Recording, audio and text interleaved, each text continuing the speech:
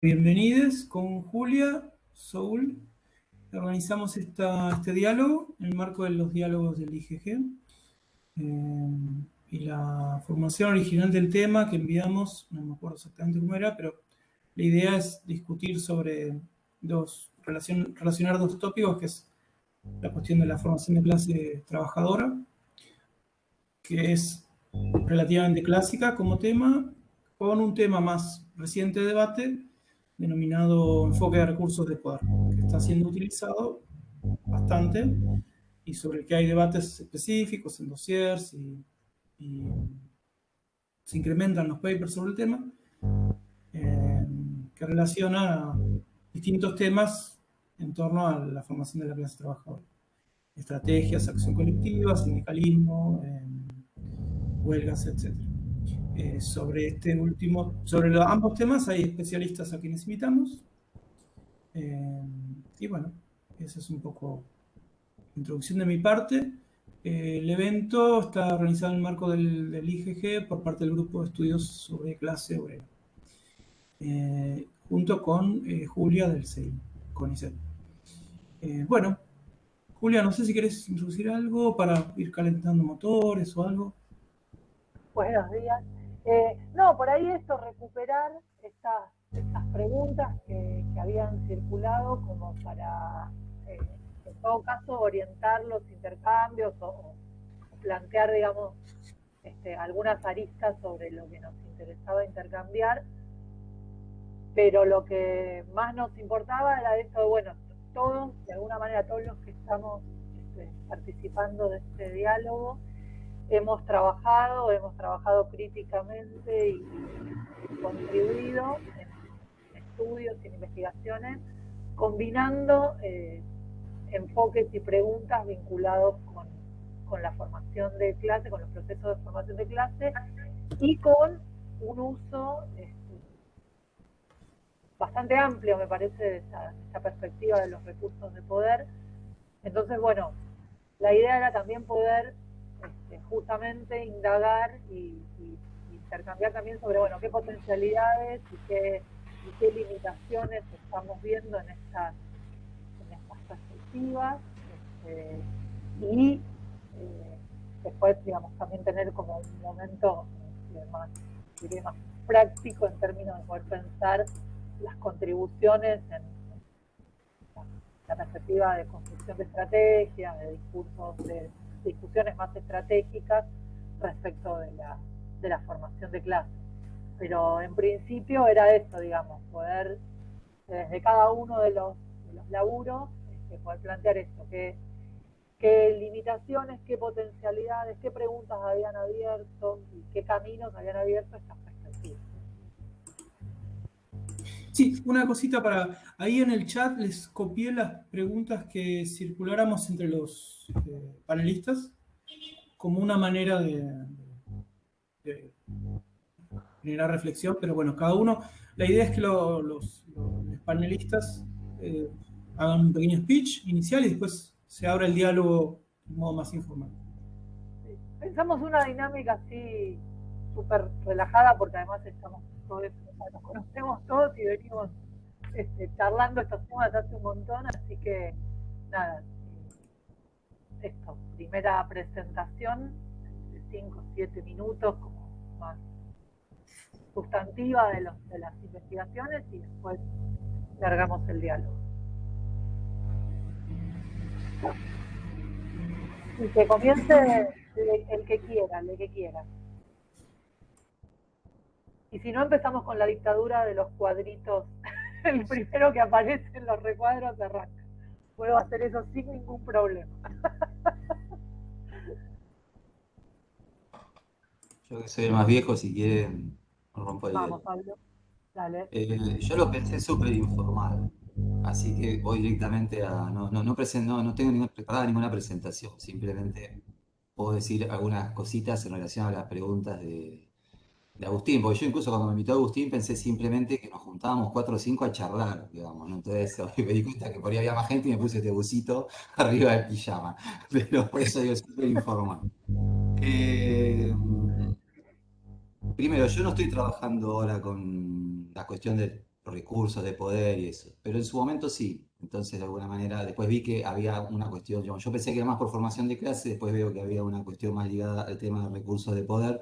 Es algo que yo en algún momento usé en el marco de, no como la teoría de los recursos de poder, pero sí en el marco de estas cuestiones de la acción social, de la acción colectiva, todas esas, ¿no? Bueno, Kelly, todas esas cosas, en que aparece la cuestión de recursos de poder, entonces ahí indagué y lo utilicé en su momento.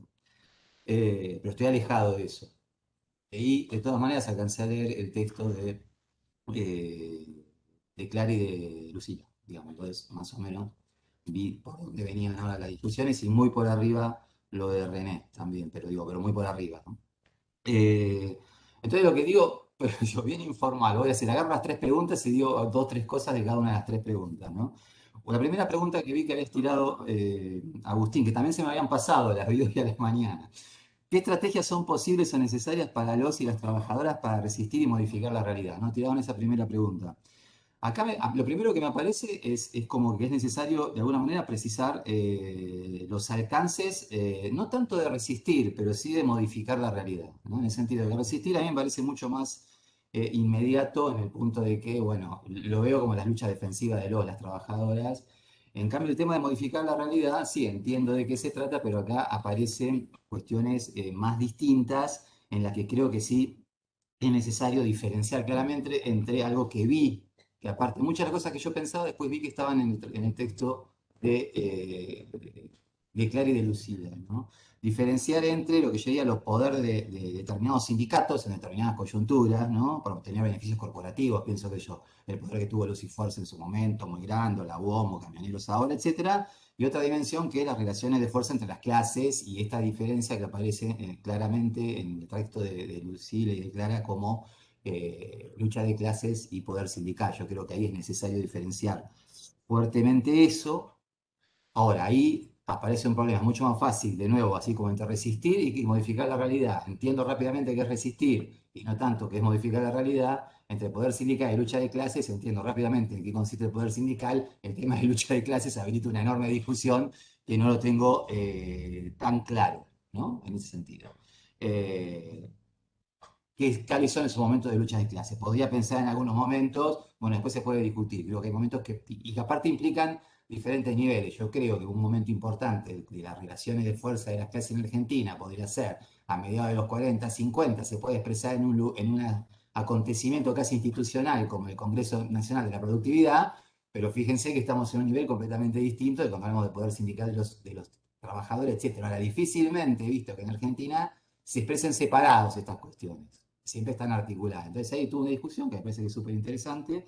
Ahora decía, ¿qué estrategias son posibles o necesarias? Digo, entre las necesarias, ahí voy a una cuestión bastante clásica. Yo creo que, uno, la asociación clásica, ¿no? Yendo a los trabajadores y las trabajadoras no tenemos otra chance, en un sentido amplio, los expropiados, las expropiadas de nuestras condiciones materiales de existencia, no tenemos otra chance que enfrentar, digamos, el poder del capital y cómo el capital media nuestra reproducción vital, tanto en el mercado, en los lugares de trabajo, como en la esfera del consumo, que asociándonos, ¿no? Entonces acá aparece esta cuestión. Ahora, el sindicato no es la única manera de asociación. Entonces acá viene toda esta discusión para los trabajadores y para las trabajadoras. Nosotros estamos muy pegados a eso, yo trabajo muy pegado a eso, no, no creo que eso sea el único elemento, claramente. Ahora sí me parece, así hablando de las cuestiones más sindicales y esa, que una cuestión básica, que es los establecimientos, digamos, de mecanismo participativo y democrático para definir colectivamente intereses que son diversos, distintos, porque la existencia material de la clase es heterogénea, fragmentada, etcétera, etcétera, etcétera.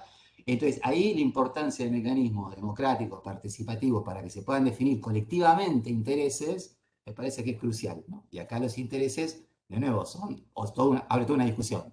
Porque ¿cuáles son los intereses de la clase trabajadora? Entonces, acá yo sí seguiría manteniendo la idea de que hay que manejarse con un criterio flexible de intereses, en la que están los intereses como los intereses inmediatos que aparecen, lo que uno podría decir los intereses reales, los que los trabajadores y las trabajadoras negocian, etcétera, intereses subjetivos en el sentido de deseos, aspiraciones de la clase, pero que no necesariamente se expresan en las agendas concretas de esos trabajadores, de esas trabajadoras, pero que figuran, digamos, entre sus deseos, digamos, latentes, no potentes, latentes, etcétera, y hay que mantener una idea que es la de los intereses objetivos, porque es la que nos permite la idea de una intervención crítica, ¿no?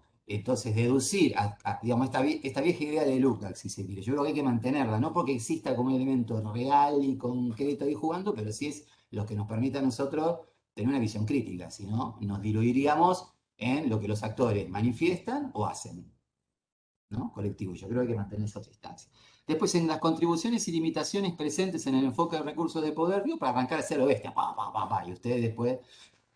sí. Eh, Yo diría que ahora voy a lo de recursos de poder. Me parece que las contribuciones y las limitaciones de los enfoques de los varios que yo conozco menos estos que estaban discutiendo, conozco menos, los conozco a través de ustedes, de Lucila y de Clara, estas cuestiones de estos alemanes, ¿no? Nunca los había leído, pero vi ahí ustedes un poco cómo los analizan. Y me parece que sigue siendo válida esto que voy a decir ahora. Yo creo que tanto las contribuciones como las limitaciones de los enfoques que conozco sobre recursos de poder, o que conozco a través de interpósitas personas como ustedes dos, son que pueden ser caracterizados con lo mismo, que es que siempre veo que confeccionan algo así como yo diría shopping list, ¿no? Ahí ustedes dicen cajas de herramientas. Yo digo, bueno, listas de supermercados, de variables. Es Está bueno en ese sentido. Yo, originalmente, a mí eso me sirvió para pensar un conjunto de variables que, si no, habitualmente en mi concepción más clásica marxista quedaban, no las tenía. Yo iba de la estructura, la agencia, en realidad nunca pensaba mucho en esas variables. Ahí aparecen un montón de variables que me parecen súper interesantes. Ahora, también empieza, ahí está el problema, porque no hay mucha, digamos, hay agrupamiento de variables. A veces hay algunas relaciones, digamos, que tratan de determinar prioridades conceptuales o teóricas, pero no siempre están ahí, no son muy claras. Y termina siendo un juego de voy a lo concreto y entonces en lo concreto empiezo a determinar lo que todos sabemos. Lo concreto es síntesis de múltiples determinaciones. Veo esas determinaciones y las listo y las agrupo, las acomodo, las armo de una manera, de otra, qué sé yo. Está bueno, sirve. A ustedes creo que usan la idea de Middle Range Theory en un momento. Algo por el estilo. Yo también, cuando lo usé ese nivel. Bueno, lo pensaba no como una gran teoría, como algo que me servía para pensar cuestiones concretas, etcétera. Entonces, ahí está su potencia, también está su limitación. Porque entonces, permanentemente, la verdad que terminamos haciendo laburos, digamos, eso, qué sé yo. Y la última, acá hay otras cosas, bueno, muchas otras cosas para decir quizá. ¿Cuál es el avance de la investigación sobre este problema y de qué modo la misma contribuye políticamente? Bueno, yo no estoy investigando ese problema, digamos, los recursos de poder, etcétera, pero, claro, pero sí pienso en términos de formación de clase y en eso yo lo que estoy tratando, digamos, yo me ubico en un conjunto de literatura que recupera, me parece, una visión, digamos, de las clases, y entonces ahí entra el tema de la formación, en la cual trata de distinguir entre tres niveles, digamos, la clase como relación social objetiva, y creo que esto es fundamental porque es el ámbito en el que aparece de manera más abstracta los antagonismos que cruzan, digamos, la relación capitalista y donde anidan los procesos de subjetivación, más allá de qué periodo histórico, qué cuestión coyuntural estemos enfrentando, y acá las formas salariales como elemento que constituye clases y personificaciones de clases, es un elemento importante, etc. Otro nivel que está íntimamente, y que no son cajas de herramientas, son niveles analíticos, en ese sentido es distinto, ¿no? No son determinaciones, estamos hablando de niveles analíticos que nos permitan acercarnos al problema. Este momento en que las clases aparecen en un sentido de atributo sociológico, muchas veces expuestos desde afuera por el que investiga, o no, pero es el plano de la estratificación social, un ámbito en el que los recursos de poder se manejan mucho, ¿no? Porque cuando realizan posiciones estructurales están manejándose en este nivel, la clase realmente existente en su composición, en la estructura de la circulación del capital, de los procesos productivos, etcétera. Entonces, acá hay una cuestión que creo que analíticamente deben diferenciarse, en el sentido de que muchas veces se atribuyen elementos a este nivel sociológico de las clases que corresponden al nivel de la relación social objetiva del capital, bien las críticas que le hacen a los recursos de poder que aparece el capitalismo, por decirlo de alguna manera, bueno, ¿no? Y su lógica, bueno, ¿cómo lo metemos analíticamente esto? Y por último, bueno, la clase como fenómeno histórico, ¿no? Y ahí es donde aparece pues, la noción de formación de clase como un aspecto interesante que anuda, articula estos diferentes niveles y, bueno, eso, y que acá me parece que entonces nos permite tener una visión mucho más, digamos, o por lo menos que hay elementos en los procesos de formación de clase, en la clase cuando aparece como fenómeno histórico, que son muy contingentes, o mucho más contingentes, pero en una noción de contingencia que no está en contra de lo necesario, es decir, la clase aparece como un fenómeno histórico de manera recurrente y necesaria por la naturaleza de la relación social objetiva de capital y de trabajo, pero es contingente en determinadas circunstancias, digamos, la manera en que estos recursos de poder, estas diferentes facetas, se van articulando históricamente. Entonces ahí aparece toda esta cuestión de las variables subjetivas, estratégicas, etcétera, que aparte, digamos, más allá de las cuestiones más estructurales, tipo clase sociológica, este elemento que me parece que, de nuevo voy a hablar de Clara y Lucila porque es el que leí, tratan de recuperar fuertemente, y aparte porque conozco de dónde vienen, de alguna manera pensando cosas, tratando de recuperar fuertemente, que es las estrategias, con las que estrategias sindicales, bueno, ahí juntan cosas ahí adentro, que hacen de lo que uno diría los factores aspectos subjetivos, qué sé yo. Entonces, en ese punto, digo, me parecía esto para cargar. Así, como en estas tres preguntas, digo estas cosas, rápido, informalmente.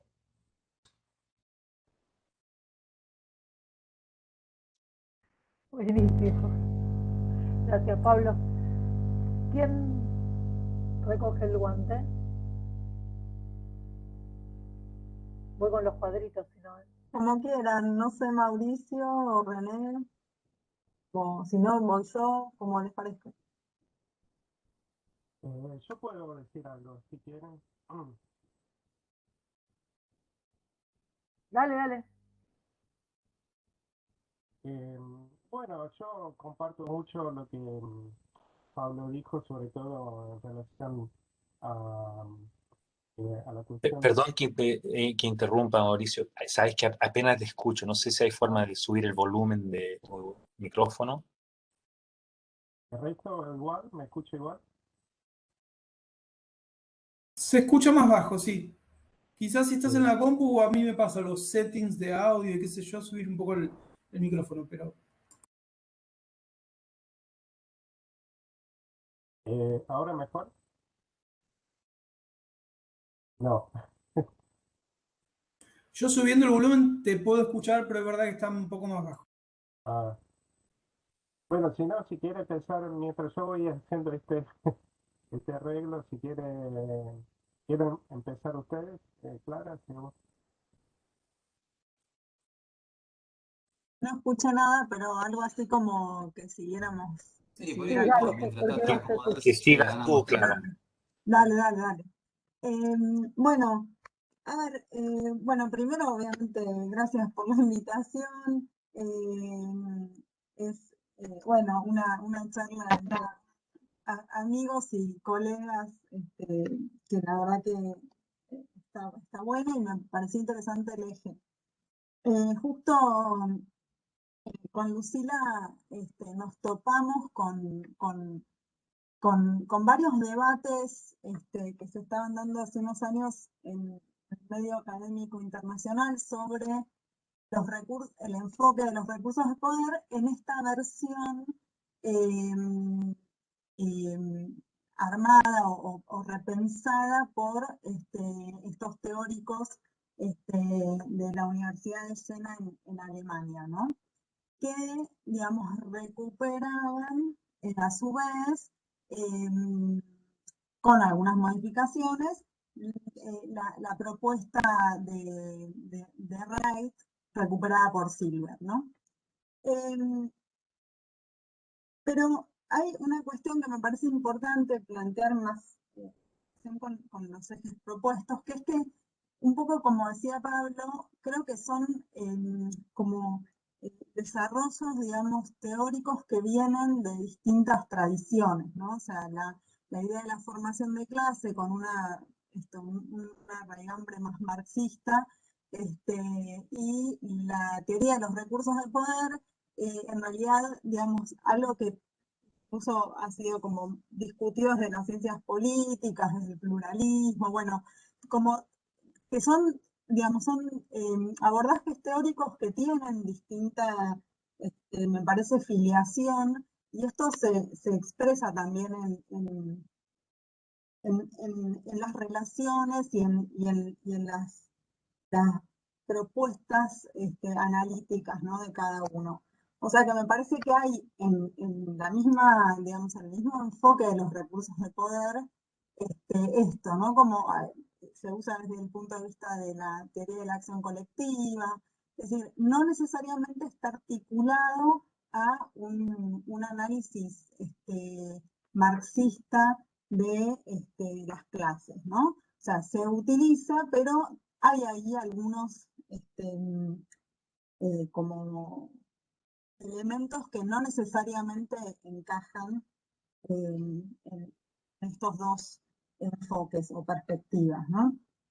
Y ahí, cuando con Lucila nos pusimos como a indagar un poco sobre este enfoque, que en realidad lo hicimos en un contexto también donde, digamos, la idea era profundizar más que nada en el análisis de distintas perspectivas para el estudio de las relaciones de fuerza.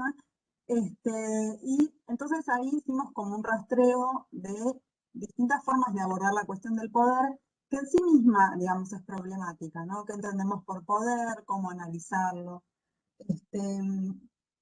Una de las cuestiones que veíamos era justamente esta reducción del poder de clase al poder sindical en este enfoque de los recursos de poder, tal como se está difundiendo más recientemente, porque incluso en Wright y en Silver el eje está puesto en clase, o sea, el eje está puesto en el poder de clase y distinguen esto del poder estructural, poder asociativo, pero en el enfoque, digamos, de los recursos de poder, tal como aparece rearticulado, al cual se, digamos, adicionan esta idea del poder institucional y el poder social, rápidamente hay una reducción, digamos, o se circunscribe, digamos, a la cuestión del poder sindical. Entonces me parece que ahí hay un primer punto, un primer cuestionamiento, ¿no? Una primera limitación, si se quiere, de este enfoque. Porque efectivamente, como decía Pablo recién, los sindicatos no son las únicas organizaciones de clase que existen, y no solamente las clases se expresan a través de los sindicatos. Entonces, y ahí también hay un problema, digamos, de los cambios en la composición de clase y la forma en la que las distintas porciones de la clase se organizan, ¿no? Entonces, hay un problema vinculado a esta asimilación o esta reducción de poder de clase a poder sindical, y es un problema que uno diría en la actualidad es aún más, implica una limitación aún más importante que capaz en otros periodos históricos por, bueno, la extensión de la informalidad laboral, etc. De todas maneras, esto quizás también para tender un puente con una discusión que viene planteando más Mauricio, de todas maneras siguen siendo, ¿no? Una de las principales organizaciones que expresan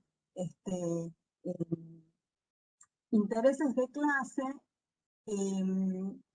quizás en un sentido, en el sentido más básico de organizar a los trabajadores en relación a un antagonismo con el capital, ¿no? Es decir, porque no todas las organizaciones en las que hay trabajadores organizados necesariamente se constituyen sobre ese antagonismo, y los sindicatos tienen esa característica, y ahí creo que hay un elemento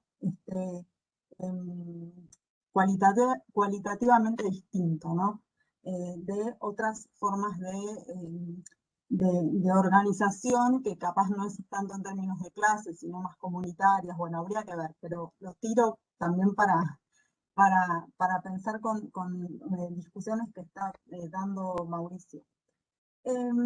Entonces, volviendo, una de las primeras limitaciones, el tema de la restricción al poder sindical. Y también el análisis de los sindicatos, que será otra de las cuestiones que veíamos con Lucila, como entidades monolíticas. Es decir, no se incorporan en los principales desarrollos de estos teóricos un análisis de la existencia de distintas estrategias sindicales o de disputas entre perspectivas político-gremiales, ¿no? Entonces ahí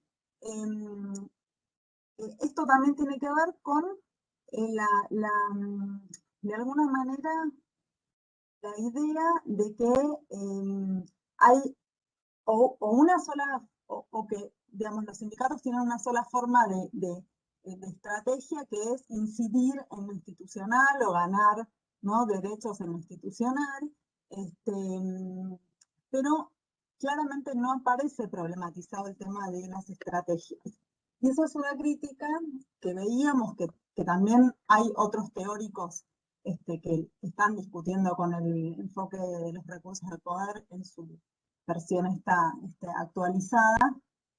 Galas, Novak, Bieler, bueno, otros teóricos, y también están puntualizaron este problema de la ausencia, ¿no?, del para qué de la acción sindical.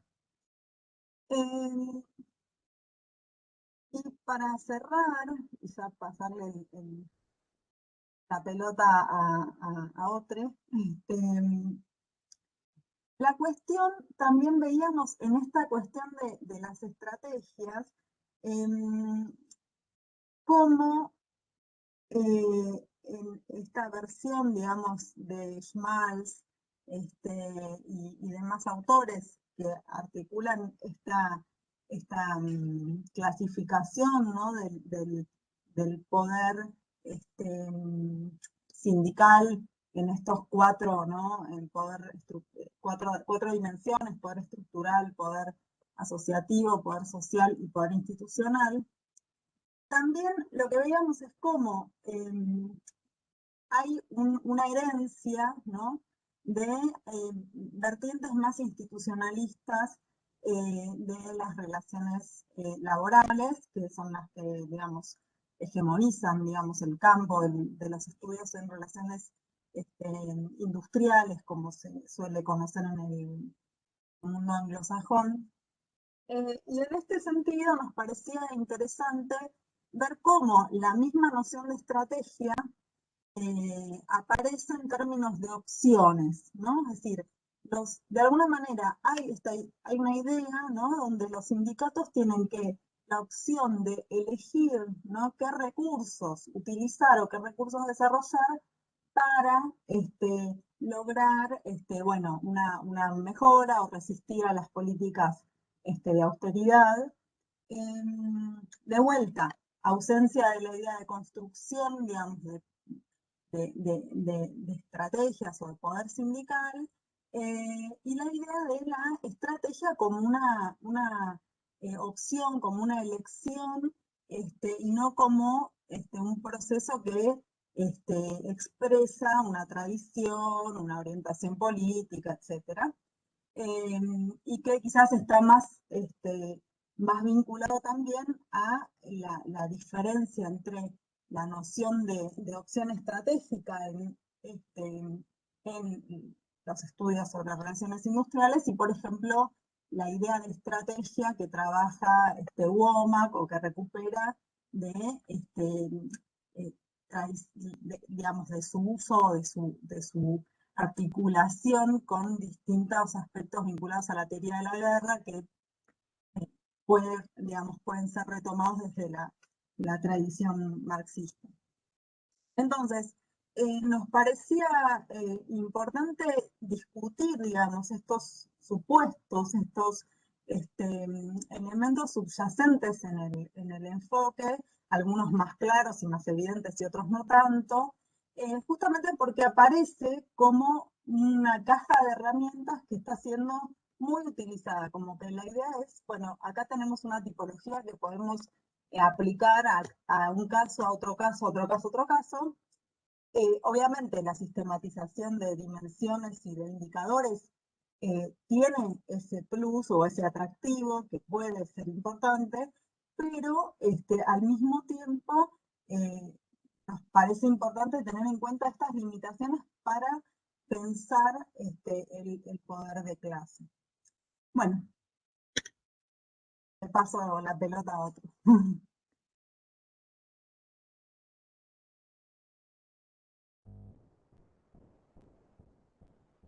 Bueno, Mauri o René, no sé quién de los dos quiere. Si me escuchan ahora, yo puedo... ¿Sí? ¿Bien? Dale. Bárbaro.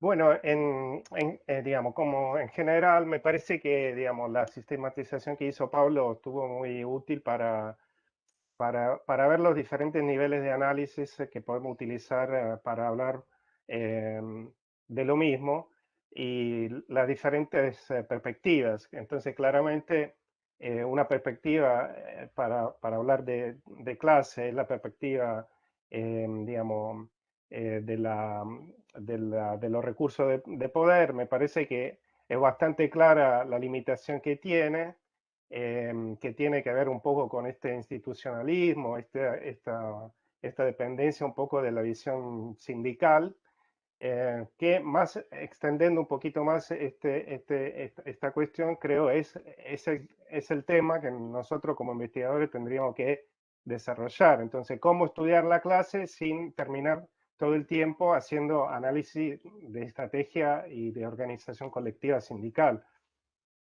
Creo que un poco ahí está la cuestión. Entonces, tratar de salir de esta lógica institucionalista y sindicatocéntrica para abrirnos a otras cosas que pueden ser, primero, la cuestión del contexto de la economía política, dónde se inserta un determinado sector que nosotros queremos investigar, ¿no? Adentro de qué tipo de lógica de acumulación más general. Y esto creo que es fundamental para pensar de otra manera cuestiones que tienen que ver con la estrategia, cuestiones que tienen que ver con la política también. El trabajo que recién mandé de Jorge Novak es una crítica a la teoría de los recursos de poder, pero justamente tratando de introducir una propuesta que él define como de economía política del trabajo, que trata digamos, de mirar a otras cuestiones que no están ligadas a elementos sectoriales, porque él, digamos, utiliza un poco el paro que hubo en Brasil en el 2018 para decir, ahí hubo un paro muy importante con un montón de bloqueo que al fin y al cabo no fue efectivo en términos digamos, de lograr, digamos, ventaja, de lograr cosas para los camioneros que hicieron el paro. Entonces, él dice, ahí tenemos un ejemplo muy claro de cómo la perspectiva que avanzan, digamos, desde la teoría de los recursos de poder, no tiene aplicación, y él explica por qué. Y bueno, no tiene aplicación porque fundamentalmente no se consideró el contexto, por ejemplo, infraestructural de Brasil. Entonces, ¿qué lugar ocupan los camioneros? ¿Qué lugar ocupan lo que proveen de trabajo los camioneros? O sea, el complejo, en ese caso, el complejo agrosojero. Entonces, hay toda una serie de dinámicas que tienen que ver con la acumulación y con el desarrollo también de un determinado país. Entonces, digamos, esta dimensión que me parece que es importante considerar, pensándolo un poco más en términos comparativo también, o en términos, digamos, más generales, para tratar de entender lo que son hoy las potencialidades también en relación a, digamos, a la clase como sujeto que se organiza. Yo creo que tal vez nos falten un poco a veces de perspectiva más clásica de entender, bueno, cómo se compone el capital y cómo se compone la clase que opera adentro de un determinado sistema de acumulación capitalista. Yo creo que acá los trabajos, por ejemplo, de Kim Moody son muy buenos, son muy útiles, más allá de que después puedan encontrar digamos, una confirmación en la realidad, pero por lo menos empiezan en decir, bueno, porque usted por ahí conocen Kim Moody, el trabajo que hizo sobre el sector de la logística. Él fundamentalmente dice, bueno, esta es la nueva clase, ¿no? Bueno, estos tipos de construcción, estos tipos de construcciones que pueden ser justamente a veces sencillamente una apuesta hacia futuro, pero es una apuesta que está construida sobre la centralidad que un determinado proceso tecnológico o un determinado proceso, digamos, hace a un determinado tipo de capitalismo. Y bueno, y él utiliza eso como para decir, bueno, en el sector de la logística, donde hay claramente una aglomeración de trabajadores alrededor de los nodos logísticos que son cada vez más precarizados, cada vez más con calificaciones bajas, entonces como que ahí se puede pensar en una nueva clase. Lo mismo tipo de discurso hace poco hicieron también Ian Breman y Van der Linden, haciendo un poco digamos, la referencia al hecho que según ellos estamos volviendo a un capitalismo mercantil, ¿no? Como apostando un poco a la cuestión de la extrema tercerización o outsourcing del capitalismo contemporáneo. Para ellos, digamos, había como ahí un paralelo con lo que era el capitalismo del cottage, ¿no? Cuando el mercader llevaba digamos, la tela para que en las casas los trabajadores trabajaran, ¿no? Entonces, un periodo prefabril. Entonces, estos tipos de cosas me parece que nosotros lo tenemos que tener en el plato y tenemos que preguntarnos esto frente por ejemplo, a un capitalismo que a través del uso de plataformas está cada vez más, digamos, transfiriendo el trabajo en las casas de una forma o de otra. Hace poco también me crucé con otro trabajo de un geógrafo, también geógrafo y de la economía política, se llama Ashok Kumar, escribió un libro muy interesante hablando del sector textil y haciendo una comparación entre la India, el Bangladesh y México, me parece, no, y Honduras, perdón. Bueno, él tiene toda una construcción según la cual, digamos, mirando a cómo se está desarrollando la cadena de valor en el sector textil, hay una tendencia del capitalismo a crear situaciones monopsónicas, no monopólicas. O sea que en una cadena como la cadena del textil, que es una cadena guiada por el buyer, ¿no? Como de arriba para abajo, hoy se están dando situaciones en las cuales el extremo nivel de competición en los países periféricos donde se está haciendo la producción de textiles prácticamente ha creado una situación en la cual hay un gran proveedor, un poco como el Foxconn que provee de Apple y es el único proveedor de Apple.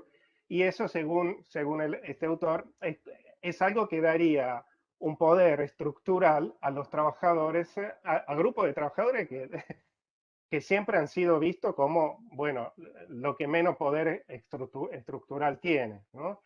Entonces, bueno, esta es otra de estas teorías que nos permite entonces vincular una dimensión estructural del desarrollo del capitalismo, en este caso a través de este proceso que él define como de capitalismo monopsónico, con fuerza y posibilidades de hacer estrategia alrededor de un poder estructural, como en este caso.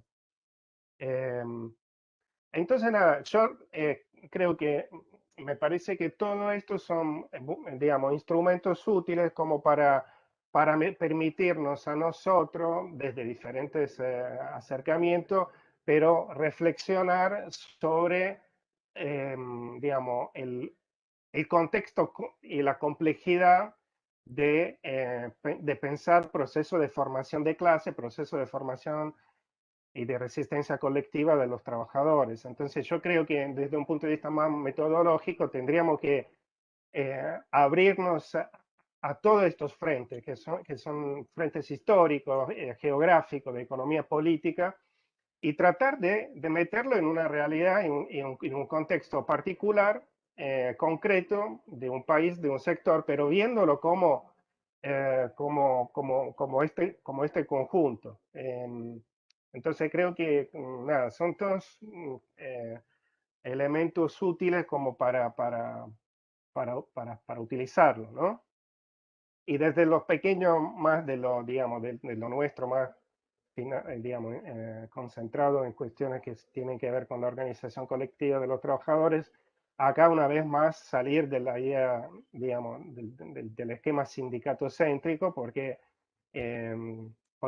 lleva a otro tipo de análisis. Eso es claro también.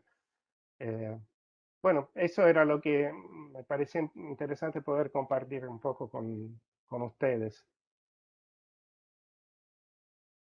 Así que paso la palabra. Bueno, Mauri, gracias. ¿Escuchamos a René? Sí. ¿Me escuchan? Genial, sí.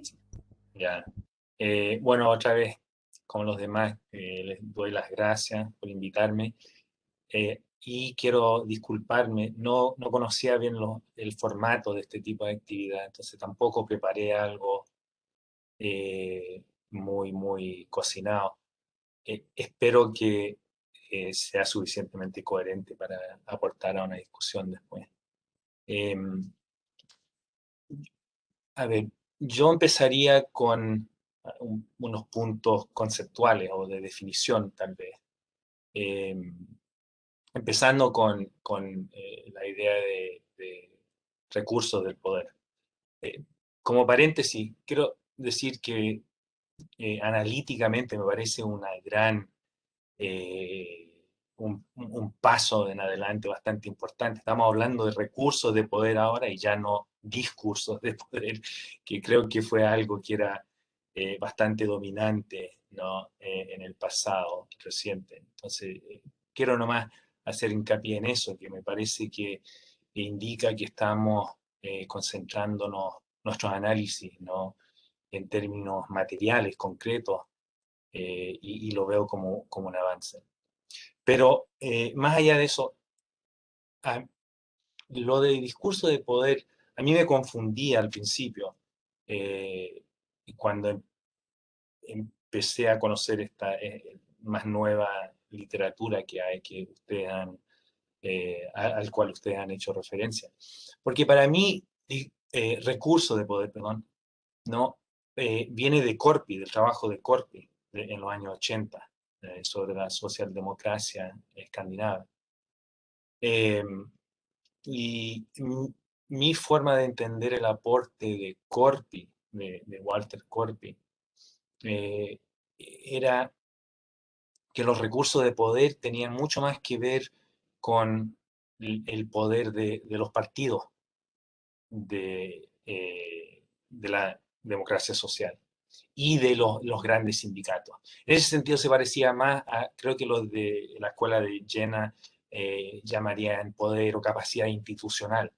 Yo creo que para Corpi era más bien eso, ¿no? La articulación de la influencia de los grandes partidos de la clase con sus grandes organizaciones sindicales y la capacidad que tenían al movilizar ese poder para implementar reformas bastante importantes.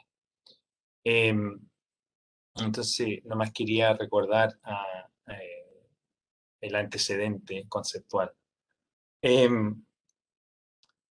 Cuando, en el trabajo mío por lo menos, cuando yo utilizo un concepto que es semejante a lo que se está discutiendo hoy, yo me enfoco mucho más en lo que acá le decimos en inglés structural leverage, o poder o la capacidad estructural, ¿no? Viene de la palabra leverage, de palanca, ¿no? Que le da a la clase una palanca de poder, ¿no?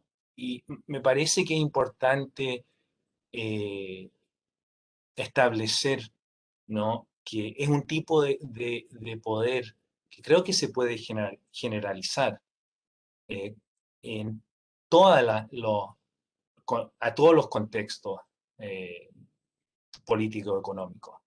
No creo que es algo que existe, que la clase trabajadora siempre va a tener, ¿no?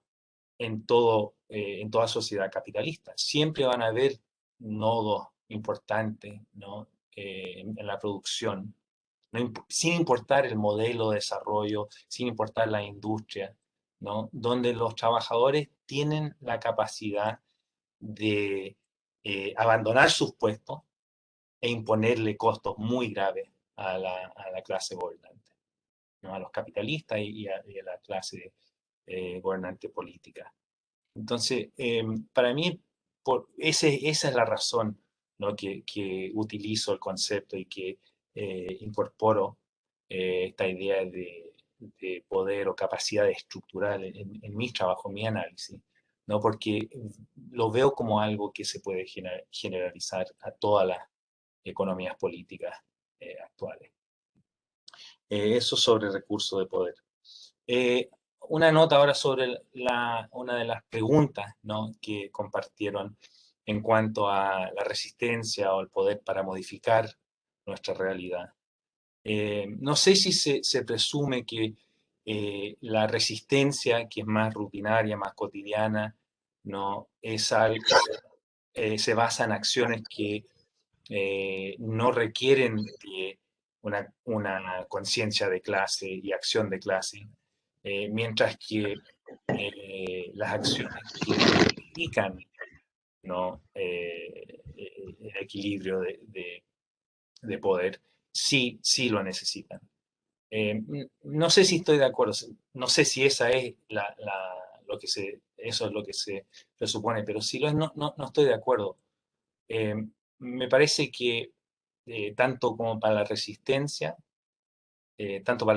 como para, ¿no? las grandes campañas que modifican nuestra realidad, estamos hablando de formas de acción que sí son colectivas, que sí implican alguna coordinación de clase.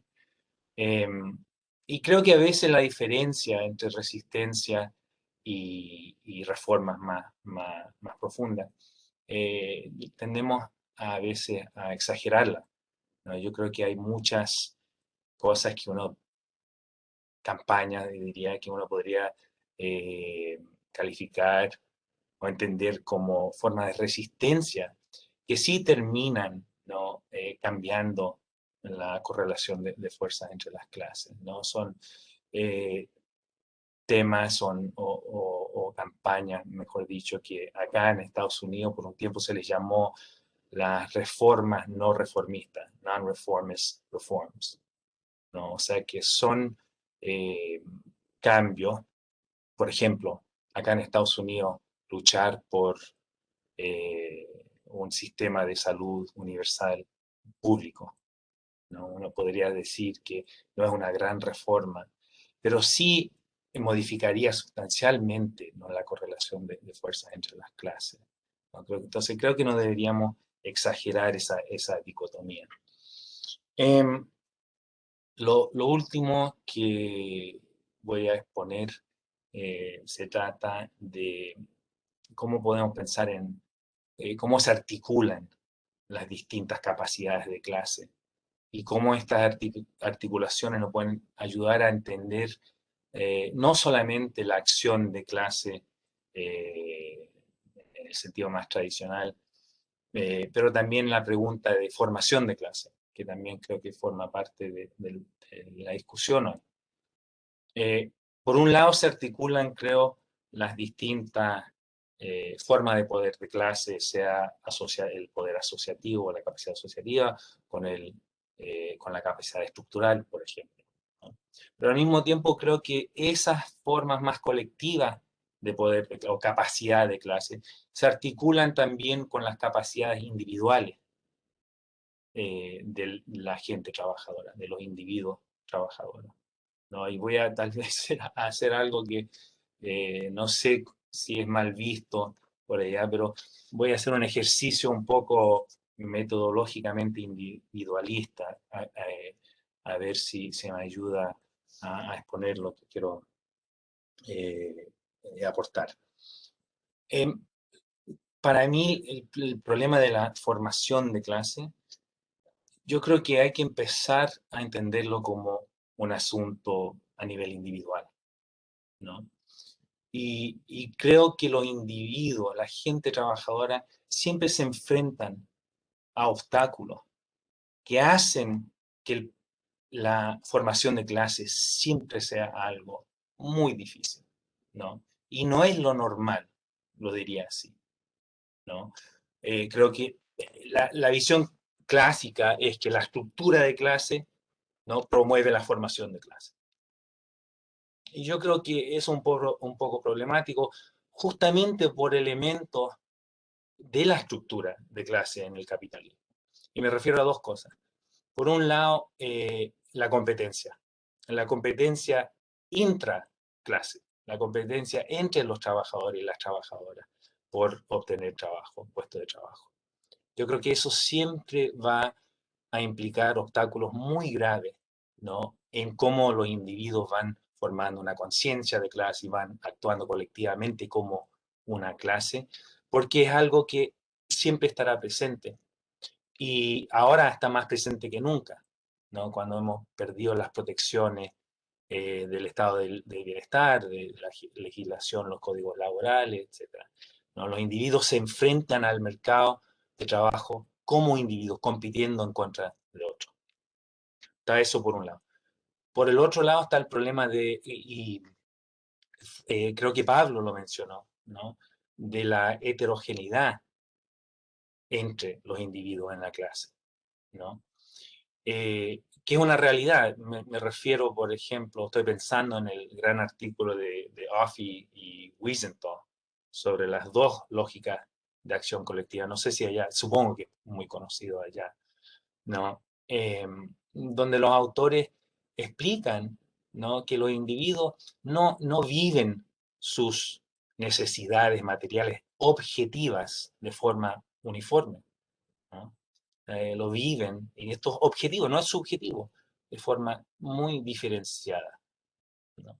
Entonces, es un gran desafío, me parece, dada la competencia intraclase y la heterogeneidad dentro de la clase. Siempre va a ser complicado y siempre vamos a estar trabajando contra la corriente cuando se trata de formación de clase, de ir desde los individuos, de una conciencia individual a una conciencia colectiva de clase. Entonces, ¿cómo se hace? ¿No? Y aquí es donde creo que las articulaciones con las capacidades de clase, como la estamos entendiendo, ¿no?, cuando hablamos de recursos de poder, es muy importante, ¿no? La forma creo que no se hace, ¿no?, es el camino ideológico. Persuadir, convencer, explicarle a los trabajadores, mira, son parte de la misma clase, únanse las trabajadoras, ¿no? Son unas versiones, algunas variantes de cómo entendemos a Gramsci, creo que son erróneas en todo caso. No creo que Gramsci se refería a eso, ¿no?, de sus teorías de hegemonía. Pero me parece que es un camino que siempre va a fracasar. Tiene como un estilo evangelizador, ¿no?, de ir y digamos, iluminar a las trabajadoras, los trabajadores. No funciona porque justamente hay costos muy graves en pasar de las estrategias individuales a las estrategias colectivas. Hay costos muy graves para una madre soltera que puede perder su trabajo, por ejemplo, ¿no? Y tiene que aferrarse a su puesto de trabajo. Bueno, pero sí creo que nuestro entendimiento de estas capacidades colectivas nos ayudan a ver cómo se puede pasar de la conciencia y la estrategia individual a la conciencia y la estrategia colectiva. Y vuelvo a estas dos ramas, por decirlo, dos áreas de la capacidad, lo asociativo y lo estructural, ¿no? Hay que ir tejiendo capacidad asociativa. Esto yo creo que conceptualmente es muy importante cuando Wright explica que el poder asociativo se construye, ¿no?, mientras que el poder estructural ya está presente, latente por lo menos. Y yo creo que eso no, siempre va a ser el caso, no importa de qué sector estamos hablando, en qué tipo de economía política estamos hablando, siempre hay que ir tejiendo poder asociativo, y eso se hace construyendo recursos organizativos. Forma de comunicarse, forma de reunirse, forma de interactuar, ¿no?, en la comunidad, etc., ¿no? Es por un lado. Y eso, por el otro lado, yo creo que sí tiene una base más profunda, o mejor dicho, cuando tiene una base más profunda en la capacidad potencial estructural, ¿no?, le da esa palanca, ¿no?, para llevarlo a otro nivel, ¿no? Porque si bien es cierto que la capacidad estructural en sí no implica que los trabajadores se van a organizar, ¿no? Se van a asociar. Sí, sí le da una base material, un fundamento material para que sea más posible y con costos reducidos, ¿no? Porque como dice, right, it's built in. No sé cuál sería la traducción al castellano, pero ya está, no el término correcto, pero construida, por decirlo, está constituido dentro de la estructura de la producción. Entonces, eso ayuda a mitigar los costos, el esfuerzo necesario para ir tejiendo ese poder, esa capacidad asociativa. Le da protección, es una forma de decirlo. O otra forma de pensarlo es como un subsidio, ¿no?, al trabajo asociativo que hay que darse, en cierto modo, ¿no? Y creo que entonces esas cosas se van articulando poco a poco. Ahí sí el contexto importa mucho, ¿no? Y eso incorpora a los individuos a otras estrategias, ¿no? Pero no podemos entender en cómo pasan de una estrategia individual a una estrategia colectiva sin entender cómo pasan por la experiencia de estos otros, de estos tipos de capacidad de clase, ¿no? Entonces yo creo que yo lo pienso en una forma bastante dinámica. Entiendo la crítica que se hace de la herramienta, el toolbox, la caja de herramientas, ¿no? O como Pablo lo puso, la lista del supermercado, ¿no? De hacer un chequeo de esto. Creo que así no es que opera, ¿no? Pero sí hay cierta dinámica, ¿no?, que uno no puede predecir, donde estas tres dimensiones, lo individual, lo estructural y lo asociativo, se van tejiendo, van interactuando para llevarnos a más altos o más bajos niveles de formación de clase. Bueno, disculpen, hablé demasiado. Lo dejo ahí. Gracias.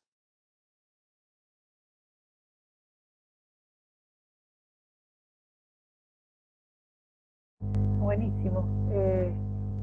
Muchas gracias. René. No, estuvimos todos más o menos ahí bien con los tiempos, me parece, parejo en el uso de la palabra. Me parece.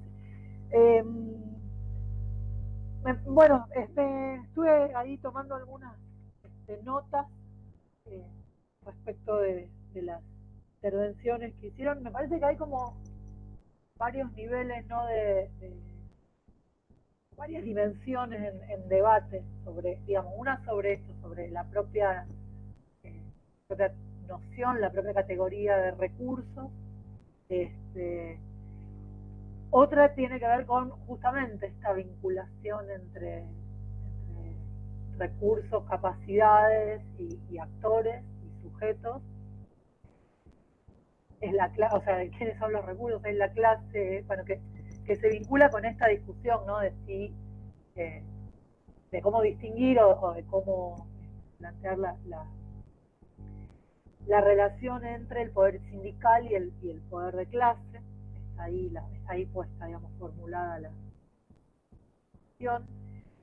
Después René traía también esta discusión, o por lo menos, plantea la incorporación de los procesos de individualización y los procesos de socialización que están atravesando el conjunto, digamos, de las relaciones sociales en el capitalismo, y en todo caso, bueno, cómo eso también se articula en estrategias o en construcción de capacidades y de recursos de poder. Que ahí me parece que hay un tema interesante como para seguir, también en relación a cómo pensar estos procesos digamos, cómo pensar los recursos estructurales. Estaba pensando mucho en Womack y en esta idea de estratégico que él construye, o que recupera, digamos, que él va recuperando, y cómo lo estratégico tiene este nudo más estructural, pero también está en función de estrategias, valga la redundancia, estrategias de construcción y construcción de poder con distintos contenidos, que es un poco también lo que traía Clara, lo que trae Clara y Lucila en la discusión. Estoy siendo re desordenada porque estoy anotando como varias cosas y varias flechas que van y vienen y algunas no se sabe a dónde terminan, pero digo, bueno, me parece en todo caso esto, que hay como una multiplicidad de aristas que se abrieron. Y otro tema que también me parecía interesante es esto, bueno, cómo aparece incorporada la dimensión de la economía política, eso que planteaba Mauricio, en esta articulación, ¿no? Bueno, René decía, bueno, siempre va a haber espacios o sectores o núcleos estratégicos o estructurales para pensar en la construcción de poder y de capacidades.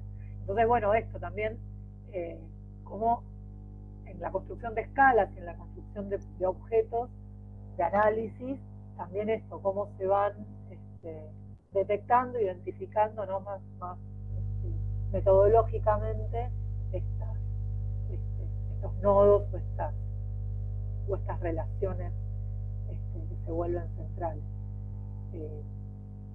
Bueno, nada, podría seguir con más preguntas, pero voy a generar más desorden, así que abrimos para las vueltas, digamos. También hay diálogos entre todas las intervenciones que ustedes mismos fueron haciendo, así que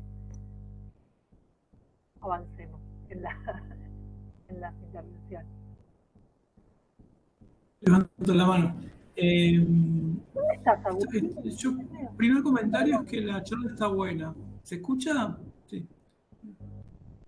Primer comentario, la charla está muy buena. Gracias porque yo estaba escéptico en el sentido, bueno, un diálogo, por ahí empezamos a decir cosas pero creo que yo ya estoy contento con lo que hay, porque se movilizaron un montón de cosas inesperadas, digamos, inesperadas, las distintas conexiones que hay.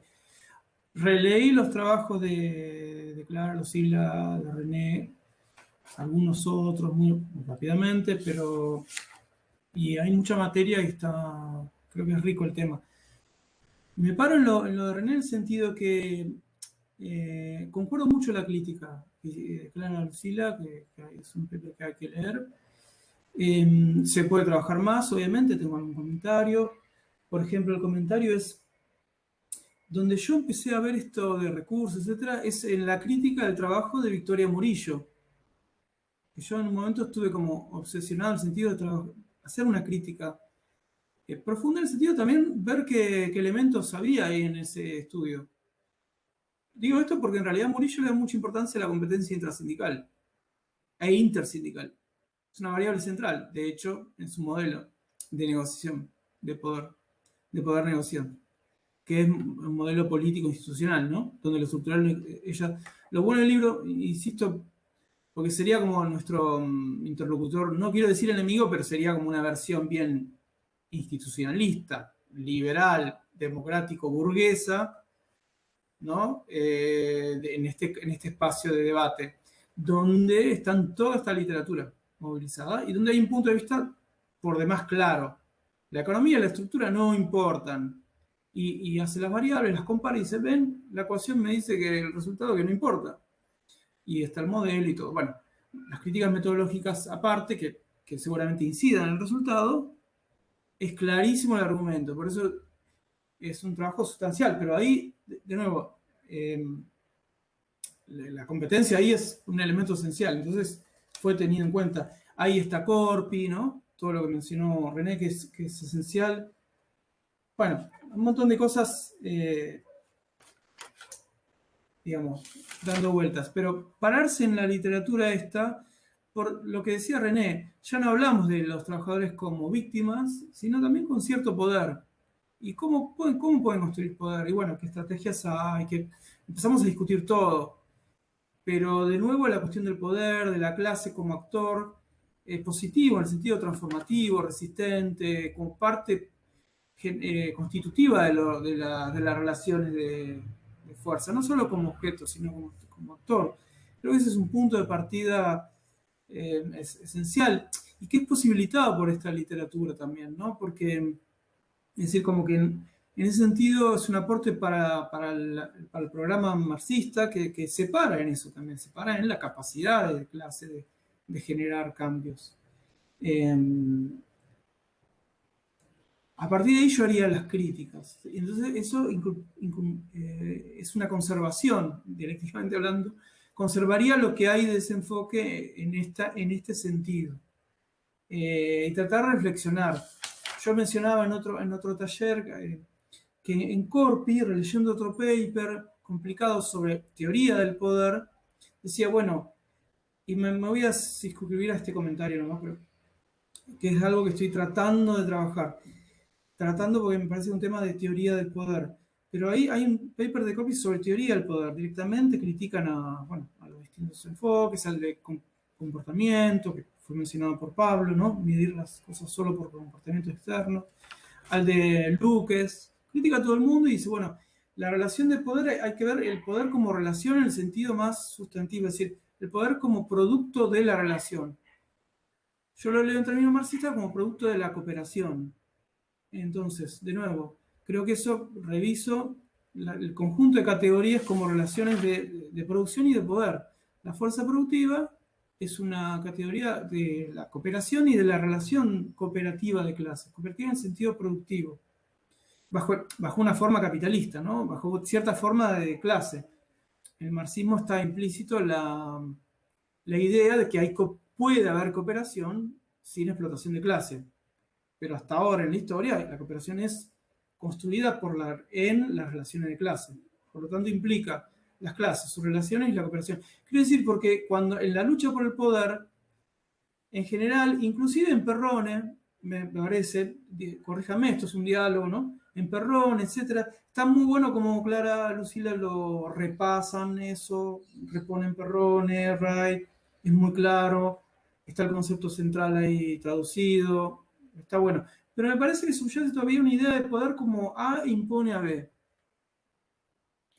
Y lo que llamó la atención Corpi es el poder en la relación entre de A y B es una relación de personas mediadas por cosas, en Marx.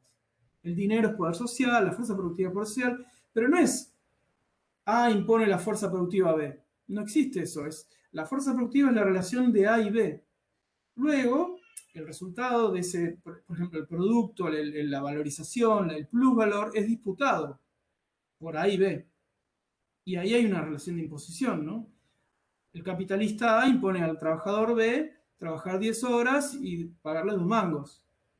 Pero el objeto de disputa ahí está constituido por la relación cooperativa misma. Si no hay un producto de trabajo, no hay nada que disputar, digamos, no. Y ese producto es colectivo social.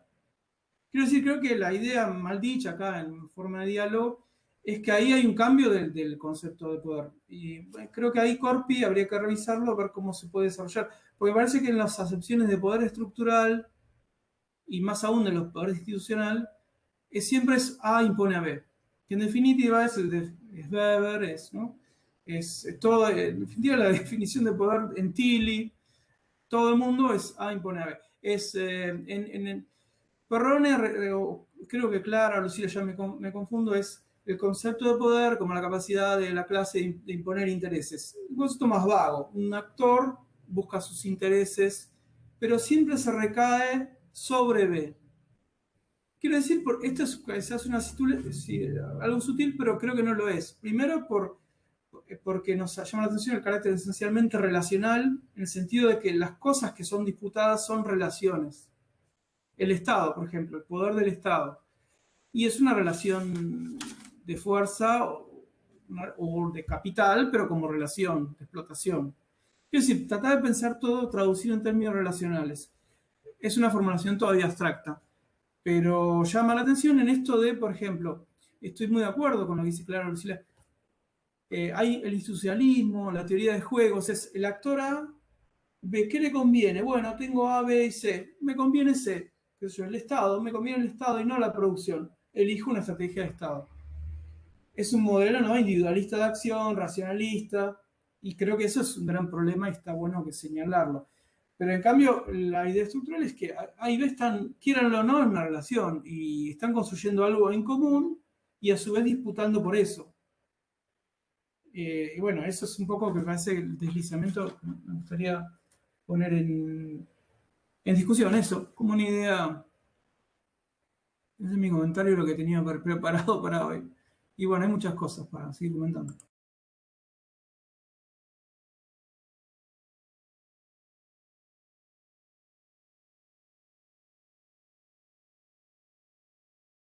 Introduzco una cosita simplemente, si nadie va a hablar, por lo que dijo Agustín, nada más.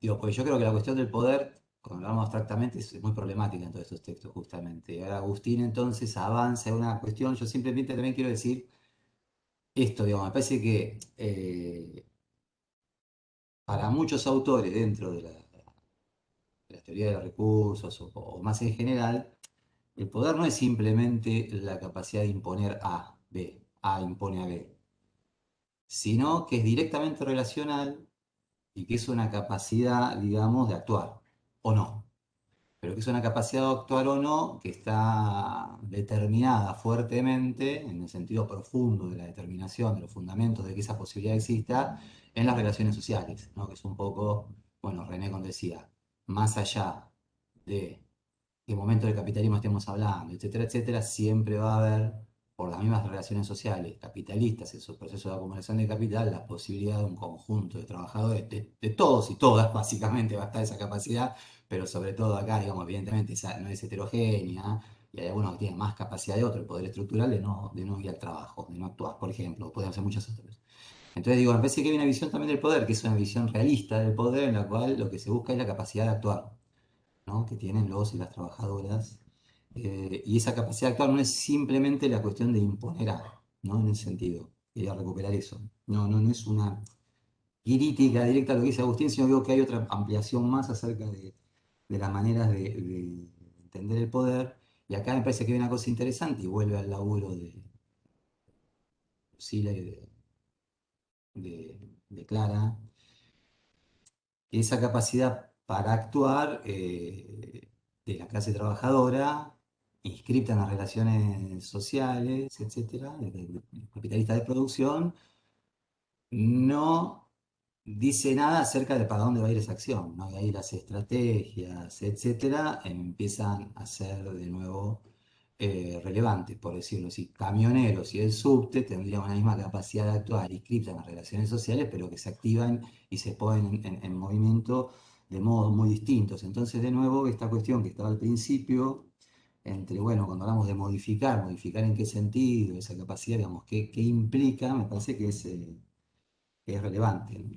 Salieron un montón de cosas, digamos, que se podría hablar un montón de cuestiones, pero bueno, se llevaría a que hable una sola persona. Pero como dijo Agustín, eso quiero volver sobre esa cuestión del poder que me permitía decir esto acerca, me parece que hay una cuestión, y ahí el poder es directamente relacional en el sentido que esté inscripto, no relacional en el momento del ejercicio del poder, sino relacional en el sentido de la capacidad que tienen los actores por las relaciones sociales en las que están, que es otra cosa, que es clave y que nos remite a cosas centrales de la teoría marxista, aparte, ¿no? Ahora, de nuevo, existe de manera perenne y distribuida en toda la estructura, no todos y todas tienen la capacidad, digamos, estructural o asociativa o lo que sea, construir a estas cosas que planteaba René, etcétera, de llevarla adelante, y aparte puede ser usada y de maneras muy diversas. Es decir, no actuar también es una cosa que está inscrita en esa capacidad, digamos.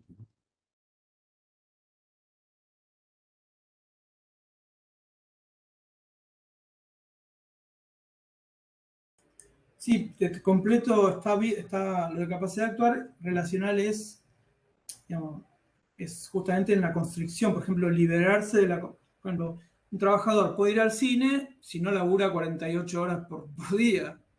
Y ahí el antagonismo es la capacidad como actor, está vinculada a ese ganar esa libertad, digamos, ¿no? Y creo que ahí me sirve a mí toda la teoría de movilización, etcétera, porque yo trato de integrarla como crítica, digamos, criticando el concepto de poder. Me parece que hay un trabajo muy grande, pero que no abandone lo que sí aporta todo esto, que a veces se pierde, en el enfoque estructural lo pierde. Lo vamos perdiendo porque no agudizamos también la mirada, me parece. Quiero decir, la idea, por ejemplo, de control de recursos, la idea de recursos es horrible, el término es horrible. Julia me avisó que tiene una cosita ahí. El recurso es horrible. Todo está indicado hacia, ¿no?, al modelo de acción racional. Un actor tiene un recurso u otro. Como término está mal, pero la idea de fondo es que el grupo controla. La idea de que un grupo controla, preconstituido en términos preorganizacionales, en la solidaridad estructural, y gana, se moviliza cuando controla, eso me parece que porque nos envía al poder, y eso sí que es, en ese sentido yo creo que habilita, donde antes por ahí estamos limitados para pensar en la relación de poder como algo que también puede ser cambiado y en cierta medida. Por ejemplo, el horario de trabajo, ¿no? Está en disputa. Qué sé yo, no se trabajan o 6 o 12 horas, es variable de acuerdo a la lucha. Y eso es un recurso, porque el trabajador va a poder ir al cine o no, o el sindicato tener fondos, o bueno, eso. Yo creo, a ver, eh, digamos, me parece esto que indudablemente en todo el enfoque, digamos, de recursos de poder, digamos, hay efectivamente está dando cuenta de elementos importantes. O sea, me parece que no es decir, bueno, esto no sirve, listo, lo tiramos así, ¿no? Lo que me parece que la cuestión es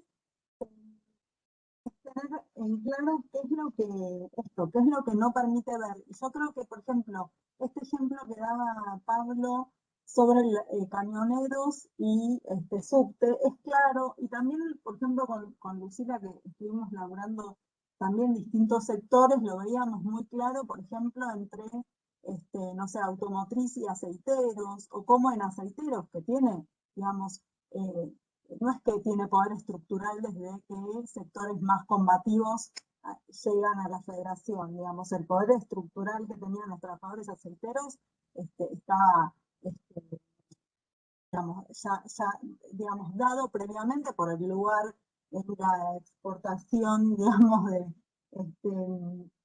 de mercancías que tiene en Argentina, digamos, la importancia que tiene, el peso que tiene la importación de ese sector en la exportación, perdón, la exportación de ese sector en el conjunto de las exportaciones del país.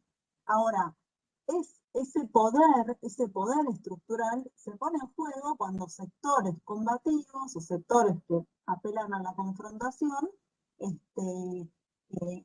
llegan a la federación. Entonces, para mí, digamos, el tema es digamos, para mí el tema de la ausencia de problematización sobre las estrategias es también clave para la capacidad explicativa de estas perspectivas teóricas. Digamos lo plantearía desde ese lado. Y en ese sentido, creo que el hueso, digamos, del asunto está en el planteo que hacen Wright y Silver, ¿no?, entre la cuestión del poder estructural y el poder asociativo, donde sí la cuestión de la estrategia creo que es clave, y ahí Quizás, digamos, nosotras de hecho venimos como trabajando en esa idea de pensar como la estrategia entre, como una mediación, digamos, clave entre el poder estructural y el poder asociativo, ¿no? Pero bueno, esto quería decir. Y una cosa, Agustín, por lo que vos decías, esta idea, vos hablas mucho de esta idea digamos, de la relación capital-trabajo como cooperación. Digamos, vos decís cooperación, ¿en qué sentido? ¿En el mercado de trabajo? ¿Cooperación? Digamos, No, hay no como digamos, cooperación laboral, digamos, como fuerza productiva. ok. Porque Bueno, me parece que va la esencia del programa marxista también es, digamos, en definitiva, la estrategia de clase emancipatoria es quitarle los medios de producción a la burguesía, pero no la máquina, como me quedo con la máquina, sino la capacidad que tiene la burguesía de organizar la producción. En realidad la estrategia es, o sea, organizar la cooperación.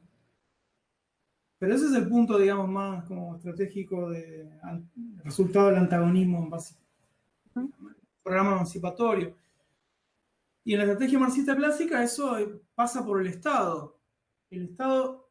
Entonces, eso estaría bueno también releer, como releer muchas cosas. Yo anotaba, por ejemplo, releer la historia del movimiento obrero de Argentina, las corrientes, en función de estos debates y RPA, digo, volver como revisar, porque quizás es como una manera, revisar las cuestiones de estrategia, ¿no? Los comunistas decían, no, hay que tomar el poder del Estado, como en Rusia, para desarrollar las fuerzas productivas. Esa sola formulación implica en términos de este debate muchas cosas, porque no, digamos, la diferencia entre sindicalismo o economicismo y estrategia política era justamente el control del recurso fundamental que es la fuerza productiva. Y a su vez el control del Estado en la fuerza productiva. Y eso, creo para mí, en términos de este debate, primero implica una interrelación específica histórica de los distintos recursos de poder. No hay es una combinación particular en relaciones de clase. En fin, como ejercicio, digamos, ¿no? Porque también permite releer lo anterior, o sea, los debates clásicos, desde una nueva luz. No, cooperación es fuerza productiva. Es decir, y digo, porque eso está bueno en los debates sindicales básicos, se da, digamos, es como el patrón dice, mira, si ustedes no aceptan esto, no hay laburo, me voy a China. Y en parte es real, no es que, digamos, es una amenaza real, a veces no, es mentira para, digamos, un chamullo, pero quiero decir, el trabajador depende de, digamos, el capitalismo depende cuando el trabajador negocia como en la empresa, individualmente, porque el trabajador no negocia como clase, como toda la clase trabajadora argentina dice a burguesía, miren, si no nos aumenta, le paramos el país. En algunos momentos trata de hacerlo, con la huelga general, etcétera. Que yo creo que por eso las huelgas generales son unas estrategias fundamentales que combinan los distintos recursos de poder, pero que ahí también se puede releer la historia. Pero, no, me estoy yendo. Perdón. Eso es un diálogo.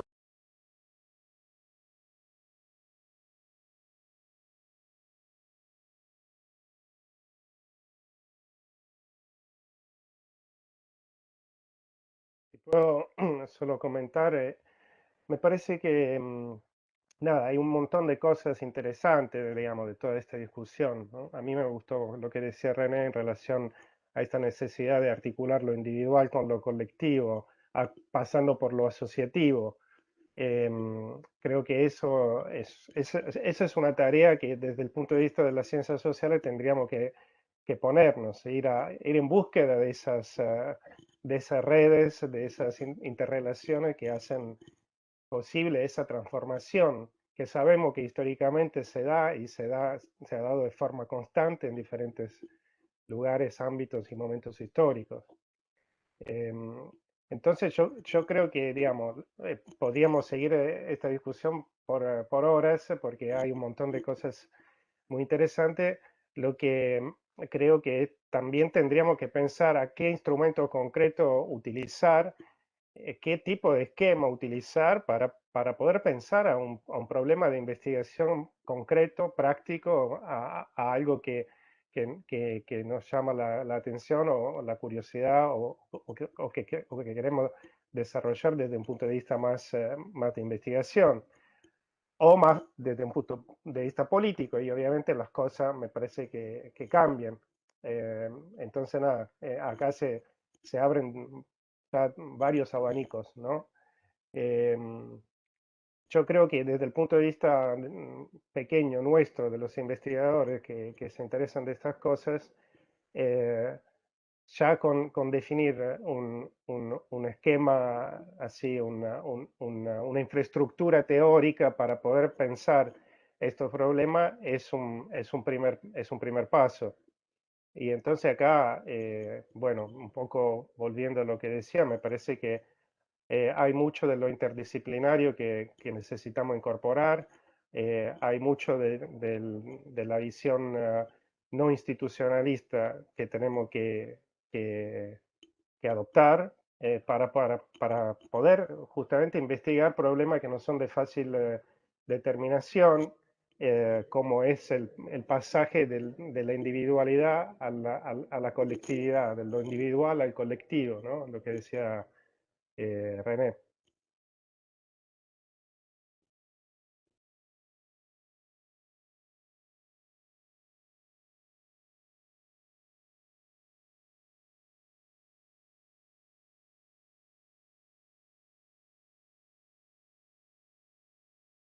Perdón, ¿me escuchan bien? Sí, estoy escuchando muy mal. Disculpen. Se te escucha medio bajo. Sí, Sí, yo también escucho mal. No, Agus, toma la posta porque voy a ver si cambio sí. el auricular. Perdonen. Creo que yo estoy escuchando bien, pero vale. Bueno, esto es como una charla de café de bar, así que cualquiera puede.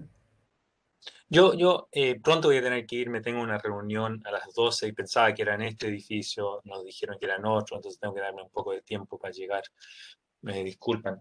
Pero lamentablemente yo no leí, no pude leer el trabajo de Clara y Lucila, creo que fue el que se compartió. Pero tengo una pregunta, yo creo que enmarcar estos temas como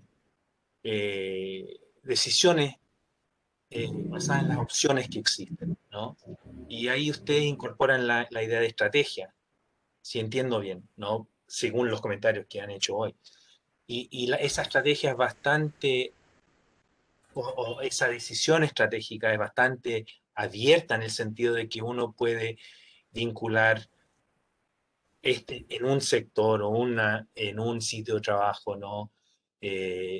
Tal nivel de capacidad estructural con la capacidad asociativa que han generado esos trabajadores o esas trabajadoras. ¿Así lo conciben eh, o no? Porque por un lado yo creo que eso de opciones me parece clave a mí, en el sentido de que yo creo que individualmente y también las decisiones colectivas se toman en una forma muy racionalista. Yo creo que es ver, a ver, cómo podemos aumentar lo que logramos minimizando los costos a los que nos arriesgamos, ¿no?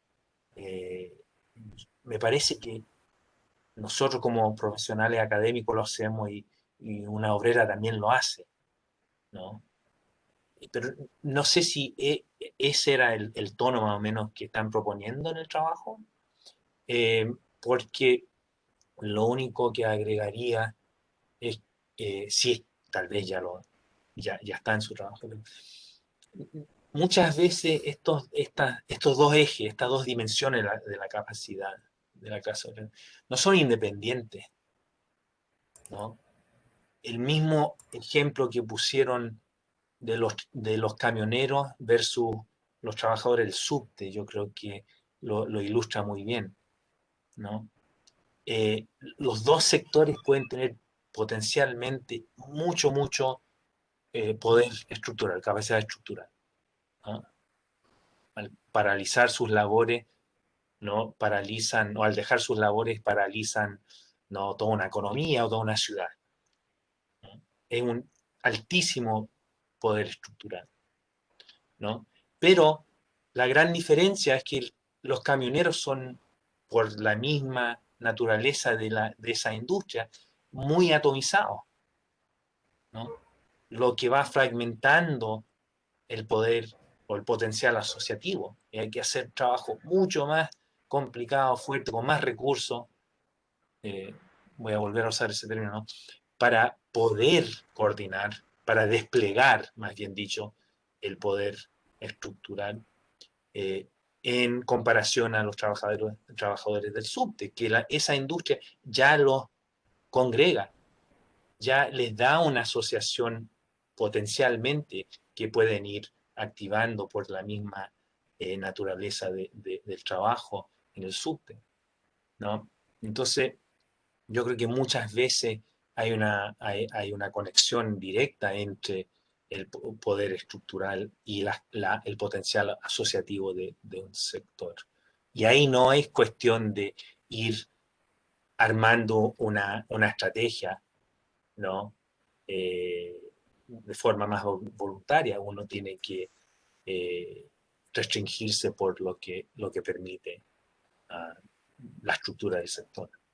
No sé si me explico.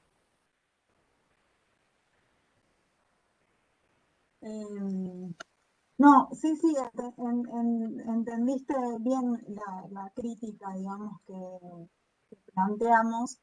En realidad lo que planteamos es que la propia, digamos, noción de estrategia no está desarrollada en términos de una construcción o de procesos donde pesan, por ejemplo, las tradiciones, pesan, es decir, porque de hecho lo que aparece como opción, como opciones, ¿no? En esa idea de la opción estratégica, siempre está dado en función de determinada perspectiva político gremial, si queremos hablar de los sindicatos, o político más general. Es decir, qué es lo que aparece como una opción o no, va a estar también definido en función de digamos, de la historia, de la construcción, de la tradición que tenga un sector determinado, una clase determinada. Entonces, ahí me parece que pensar la idea de los, digamos, los sindicatos, en el caso de cómo lo plantean ahí en el PRA, digamos, en el enfoque de la Universidad de Jena, aparece esta idea de la opción que tienen los sindicatos. Bueno, esas opciones que aparecen como claras, ¿no? Como algo que está como una especie de laboratorio y uno elige qué opción, bueno, no son, no, digamos, no son tan transparentes y están delimitadas y pensadas en función de una tradición, de un marco, de formas de acción posibles que se dan esos mismos sujetos colectivos, digamos, en ese sentido.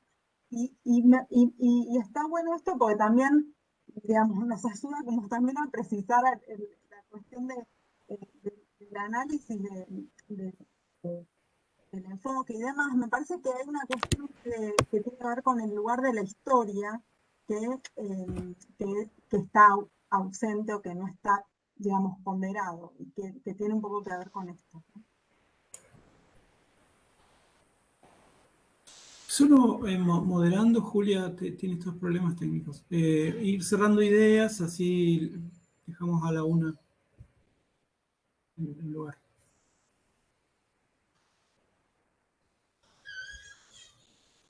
Una cosita, digamos, simplemente como para dejar planteada, ¿no? Yo cuando hablaba de la necesidad de diferenciar entre dimensiones analíticas o niveles de análisis más que dimensiones analíticas, niveles de análisis, y hablaba de esta idea de la relación social objetiva que incluye el capital, por esta discusión que se está dando acá, ¿no? Digamos, habría que desarrollarla, pero por lo menos me gustaría decir esto desde mi punto de vista, digamos, cuando se habla de una relación social objetiva del capital, la existencia de las clases ya es en sí de naturaleza colectiva, ¿no?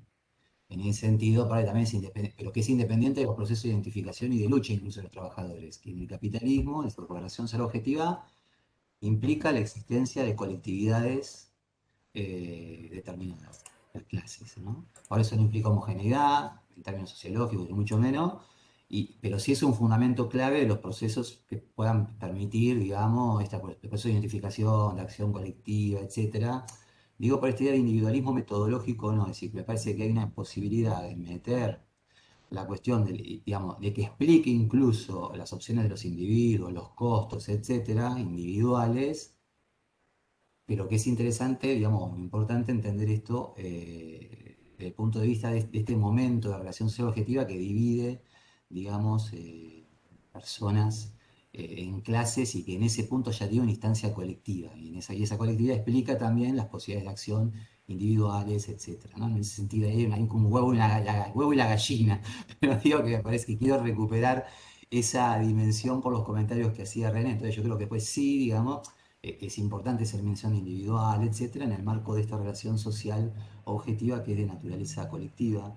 Y después una cosa que me parece que para graficar lo que supongo que está pensando Clara, y pongo a Lucila que pensé que iba a hablar, pero que no tomó la palabra, se tomó demasiado en serio que era un diálogo entre cuatro, no sé por qué. Me parece que el caso del subte es interesante también en otro nivel, digamos, el mismo poder estructura, y con lo que decía René, yo estoy completamente de acuerdo en el sentido que poder estructural y poder asociativo van completamente de la mano. Me parece que hay varios ejemplos que lo muestran. El ejemplo del subte también es claro en el sentido que el idéntico poder estructural fue desplegado de manera muy distinta en un corto lapso de tiempo por direcciones sindicales distintas que se constituyeron también colectivamente en procesos de lucha, ¿no? Distintos. Entonces, ahí queda muy claro también ese mismo poder estructural, diferentes direcciones que no son simplemente direcciones, son formas de construcción colectiva y organizativa que tienen direcciones y que implicaron un uso muy distinto, ¿no? De ese poder estructural. Y creo que también es interesante, si uno mira históricamente, Agustín hablaba de la historia, ¿no? Cuando nosotros vemos, cada vez digo, Silver dice, bueno, just in time, qué sé yo, permite, le da mayor poder a los... En realidad, cuando aparece, no les da mayor poder, lo debilita, porque justamente ese poder estructural está asociado a una forma de poderes asociativos construidos sobre lógicas productivas que cuando aparece eso, desorganiza objetivamente, intelectualmente uno dice, pero ahí hay una posibilidad, bueno, cuando esa posibilidad es identificada y se estructura una organización acerca de esa posibilidad estructural, puede aparecer de nuevo la recuperación de ese poder a partir de que se recupera capacidad asociativa para llevarlo a mediano plazo. Uno mira, por ejemplo, las quejas de los organizadores sindicales cuando aparecen las cadenas productivas de Ford, que después fueron como el ABC de un montón de estudios que veían en eso igual al momento de auge del sindicalismo, por industria, qué sé yo. Para un sindicalismo organizado por oficio, en principio, esas formas productivas fueron completamente desorganizadas y debilitaron al movimiento obrero en muchísimos lugares del planeta. Hasta que después, digamos, genera. Entonces, digo, acá hay una ida y vuelta, y creo que la historia, por eso cuando se habla de contingencia, pero necesario, digo, cuando digo contingencia, a veces parece como el azar, ¿no? Me quiero referir a todos estos elementos subjetivos, históricos, de procesos, pero ¿de dónde aparece lo necesario? En la relación social objetiva del capital, que acá se fue deslindando de diferentes maneras, en que hace que una y otra vez aparezcan y reaparezcan la acción colectiva de los trabajadores. Sindical o no. Acá hay una cosa que es re compleja, ¿no? Que es esta cuestión, que bueno, lo plantea Mauricio, bueno, que es mucho más amplia que los sindicatos. Bueno, dijo ahí así todo el mundo puede decir alguna cosita antes de que cerremos, pero me quedan dando vuelta un montón de cosas en la cabeza, ¿no? Esto sería para seguir. Una Sí, cosa breve. Estuve como participando un poco intermitente, no escuché al 100% todo el debate, disculpas por eso, pero en realidad dos cosas que anoté. Primero que me parece re importante debatir estas cosas porque en los estudios más difundidos el poder sindical o el poder de clase está siempre muy orientado a la cuestión de la lucha económica, ¿no? Y me parece que es importante, mismo en el campo académico, obviamente desde ya, en la propia dinámica de las luchas de clases, pero poder pensar también en las organizaciones, ya sean organizaciones sociales, movimientos sociales, sindicatos, ¿no? En su potencial de organizar a la clase con una perspectiva política que pueda ser transformadora. No solamente circunscribir el análisis al poder de la clase para, no sé, alcanzar mejores salarios, que es una cuestión fundamental desde ya, pero creo que a veces como que los lentes de la academia quedan como muy circunscriptos a analizar el poder de la clase en los propios límites que configura la propia dinámica del capital. Eso por un lado, así que me parece que está re bueno este debate. Y después otra cuestión que Mauricio lo señaló en la primera parte de su primera intervención, y de hecho recién cuando Pablo ponía los ejemplos de subte, de camioneros, como que también es importante todos estos debates como investigadoras, como investigadores, llevarlos al análisis de estudios de casos eh, para ver qué es lo que pasa ahí, digo, y con sindicatos, con organizaciones sociales, qué tipo de demandas se movilizan, con qué estrategias, cómo se construyen esas distintas estrategias, qué indicadores utilizar para analizar todas estas estrategias. Me parece que ahí el trabajo que compartía Mauricio de Nowak con Clara lo leímos, de hecho él también plantea una crítica teórica que es súper interesante al enfoque, pero me parece que es importante como avanzar en eso, ¿no? Como no mantener solamente el debate en los términos del debate teórico, sino también ir avanzando en estudios de caso y viendo qué pasa, y sí coincido no solo nosotras con Clara miramos sindicatos, porque bueno, estamos en el proyecto de investigación que está orientado a estudiar organizaciones sindicales, pero obviamente también mirar como otras estrategias de organización de la clase a través de la cual se expresa el poder de clase y que van más allá de la forma sindical. Nada, eso solamente.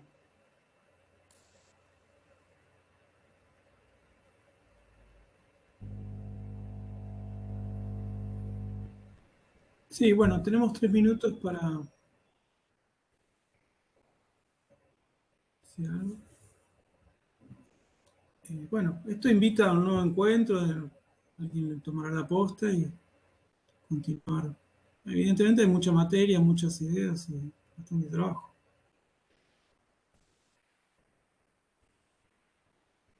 Y creo que después del último mensaje que dejó René, ahí se abre otro gran debate.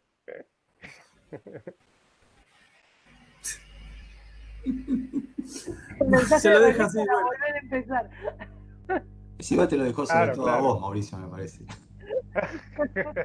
Fue dirigido. Yo pensé que era para tu comentario, para tu último Yo comentario, Pablo. también, pero te la puse a vos. Bueno, pero pensando a cosas que se pueden hacer, bueno, ampliar por ahí la reunión otra vez a gente como Jorge Novak, que está en Brasil y tiene, digamos, una perspectiva que puede aportar, creo, digo, para construir también perspectivas que vienen de otro ámbito académico o geográfico.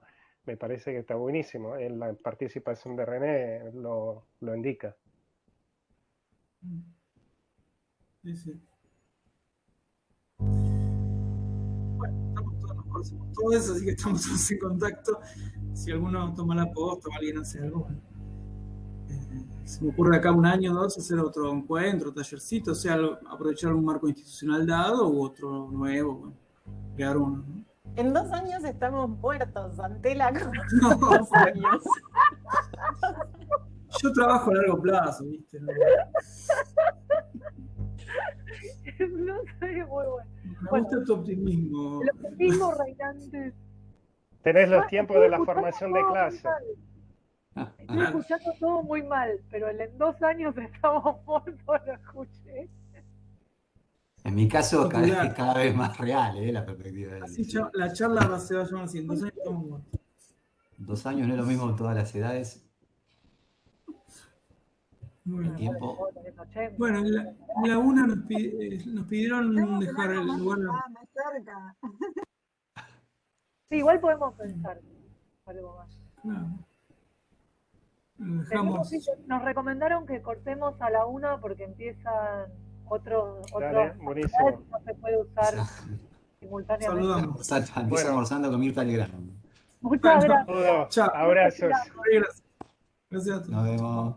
Chao, chao.